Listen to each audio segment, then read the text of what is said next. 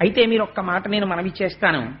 ఈ లక్ష్మీ కళ్యాణ ఘట్టం అన్నదాన్ని నేనైతే అనుకుంటున్నాను, అసలు ఇంట్లో ఉన్నటువంటి స్త్రీలు, పురుషులు చదివితే చాలా మంచిదే, వాళ్ళకి ఎప్పుడో అప్పుడు సమయం ఉంటుంది కాబట్టి అసలు ఈ లక్ష్మీ కళ్యాణ ఘట్టం అనేటటువంటి దాన్ని చదువుకుంటూ ఉండాలి, కనీసం ఆ లక్ష్మీ ఆవిర్భావం దగ్గర నుంచి.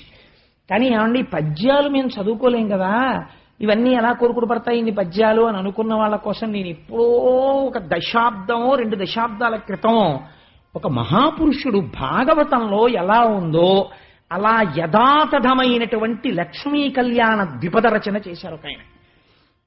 ఆ ద్విపద ఎంత గొప్పగా రచించారంటే అది చదువుకోవడానికి 5వ క్లాస్ పాస్ అయితే చాలు.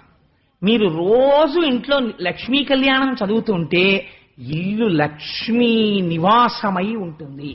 అటువంటి ద్విపద మీకు ఒక్కసారి మనవి చేస్తాను. ఆయన యొక్క రచన